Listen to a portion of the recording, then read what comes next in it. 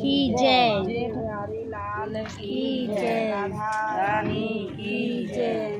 जेठ कृष्ण पक्ष की अपरा एकादशी।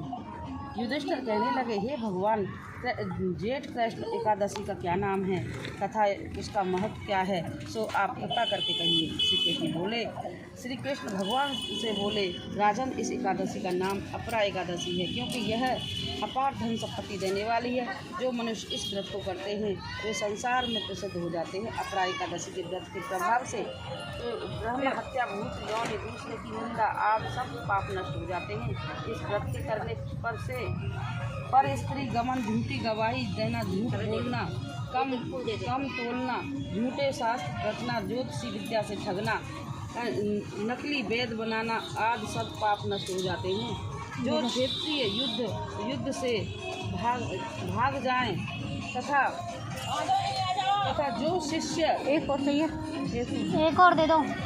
जो शिष्य गुरु से विद्या प्राप्त करके उनकी निंदा करते हैं वे सब अवश्य नरक में जाते हैं। अगर आप अपरा एकादशी का व्रत करने से वे भी इस पाप से मुक्ति हो जाते हैं।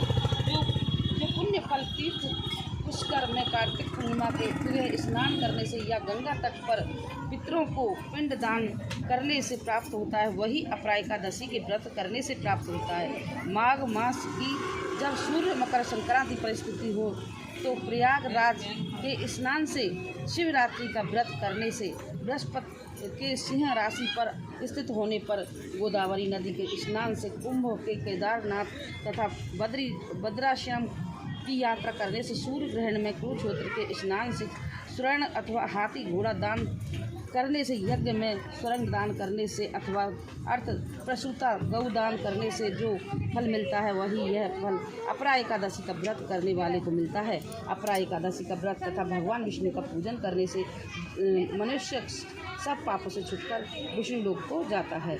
हे राजन, यह अपरा एकादशी की कथा लौकिक है, लोकहित के लिए कही है। इसके पढ़ने अथवा सुनने से मनुष्यों के सभी पाप मुक्ति हो जाते हैं। फलहार इस दिन ककड़ी का सागा लिया जाता है। ककड़ी आदि जैसे फल तथा अन्य फल, दूध, दही के बने पदार्थ, खोवा, मिठाई आदि ले सकते हैं। बोलो एकादशी मैया की जय।